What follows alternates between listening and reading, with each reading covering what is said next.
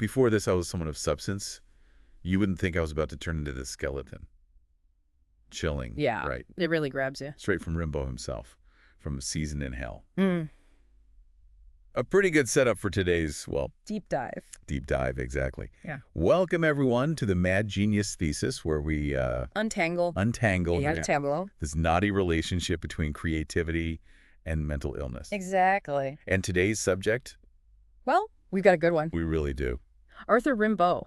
The, you could say. enfant terrible of French poetry. I mean, this guy's life, it's almost unbelievable. A total prodigy, right? Just explodes onto the scene, like, as a teenager. Oh, yeah. Writing these poems, radical visionary poems, challenging everything, every convention. And then, poof.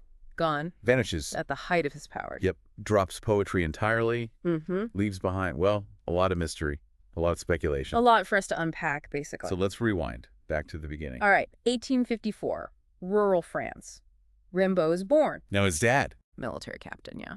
Mostly out of the picture, it seems. And the mom. Described as severe, devoutly Catholic, big influence, we think. You can see that influence, I think, throughout his life, for sure. Even as a kid, Rimbaud, this is not your average kid. No. We're talking like prize-winning Latin compositions at 9 years old.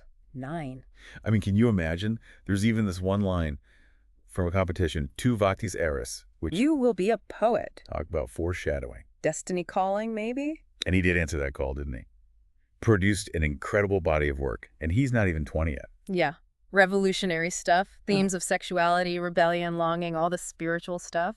But with this raw intensity, it's almost hallucinatory, some of it. Now, don't forget, this is the 19th century. Oh, yeah.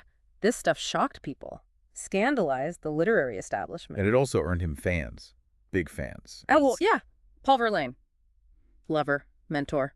So Rimbaud and Verlaine. Passionate, tumultuous, you said it. Intense collaboration, obviously. Yeah. But also jealousy, violence even. There's that infamous incident, right? Verlaine shoots Rimbaud, wounds him in the wrist. Now that's a dramatic love story. It underscores the volatility, doesn't it? This life lived on the edge, always. And then that break, that sudden break, 20 years old, turns his back on poetry, just like that. Yeah. And then he's off on these adventures. Europe, and eventually Africa. Africa. What a shift. What even led to that? That's the million-dollar question, isn't it? Puzzled scholars for a century at least. Some say disillusionment with the whole literary world. Others, maybe he's just looking for something new, something different. Maybe you're trying to outrun some demons. Maybe. But whatever the reason, the sources, they paint a fascinating picture of Rimbaud in Africa. This is not the fiery poet anymore. So who is he then? He's a trader, an explorer. He's observing, soaking it all in. These cultures so different from his own. And do we have, like, any firsthand accounts from this time? What was he like, really? Yeah. We do, actually. Letters he wrote, descriptions from people who crossed his path. One person described him as this tall, pleasant young man, speaks little. It's quite a contrast, isn't it?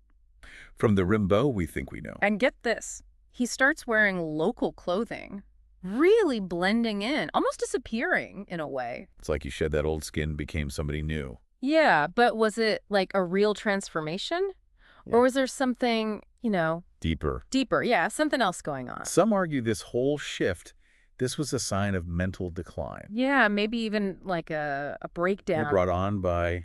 the pressure, the genius, who knows? So what evidence do we have? What supports that? Well, there's a few things. Okay, lay it on me. Even in his younger years, some strange behavior, accounts of it anyway. Like what? Like, he'd stick his tongue out, see spots when he walked through dark hallways. That's pretty weird. Right. It could point to obsessive-compulsive tendencies. Okay, I see. Like needing those rituals? Exactly. Controlling his environment. And then there's the Verlaine thing. Yeah, that relationship. All that jealousy, the drama, the violence. Definitely paints a picture. Of inner turmoil, for sure. And maybe some would say that turmoil, that's what fueled the art. It's the classic mad genius story, right? Creativity, suffering, all tied up together. But maybe it wasn't breakdown at all. Yeah, maybe not. Maybe he just chose to walk away. Exactly. I mean, this guy, fiercely independent, hated convention. You're right. Maybe poetry just became too Constraining. too much like the establishment he was rebelling against. Maybe Africa, that was freedom for him, a clean break, a chance to... Forge his own path. Yeah. Always pushing boundaries, testing limits. And we see evidence of that, don't we? Look at him as a trader, successful, smart,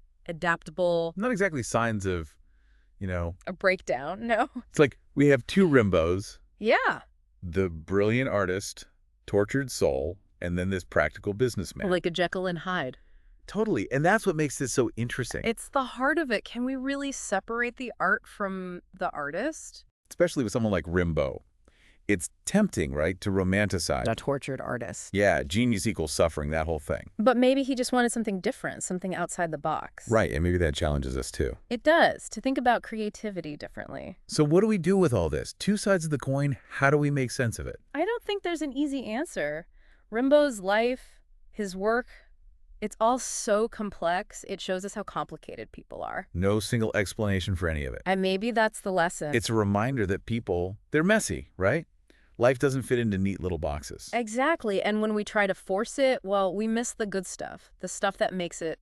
So interesting. Yeah. And Rimbaud, definitely interesting, full of those contradictions, unexpected turns. Yeah. We talked about the poet turned businessman thing, Yeah. but there's more, right? Like, he adopts local clothing in Africa. Oh, yeah, even wears a red cloak at one point, really immersing himself. But through all that change, there's this thread, this intellectual curiosity. Never goes away, does it? He asks his mom to send him books, all kinds of books, carpentry, precision instruments, We can't get enough. this thirst for knowledge. Yeah, and you see it in his business letters, too. Really? Yeah, these flashes of, poetic sensibility, the way he describes the landscapes, the people. So even though he left poetry behind, maybe it never really left him. Maybe not. It makes you wonder, what if he kept writing? Right. What would those poems have been like? You can only imagine. But we know his mind was always, working, observing, making connections. And that brings us to, well, something a bit uncomfortable. Yeah. We have to talk about it. The arms trade, possible dealings with slaves. It's hard to reconcile, right? It is. It reminds us that Yep. history's complicated. And people we admire, they can be flawed. Yeah, the sources, they don't give us a clear answer. Maybe some stories got exaggerated over time. But we have to acknowledge it, right? Yeah. Those darker parts, those moral ambiguities of the time. Absolutely. Can't ignore the shadows. And then it ends. His life is cut short.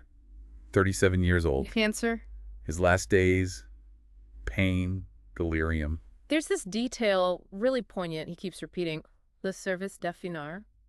The service of Effinard. Seems like he's talking about a ship, one he needs to board. Still on a journey, even at the very end. Yeah, it really captures something, doesn't it? That searching, that constant movement, pushing those boundaries. And maybe that's what he leaves us with, this mad genius. More questions than answers. The wonder, the desire to keep searching in his work, in our own lives. So we'll leave you with this. What do you think? Rimbaud? Genius? Madman? Adventurer? Probably all of the above, right? Dive into the sources we mentioned, read his poetry, come to your own conclusions. Keep the conversation going. That's right. Thanks for joining us on this deep dive into the life and legacy of Arthur Rimbaud. Until next time.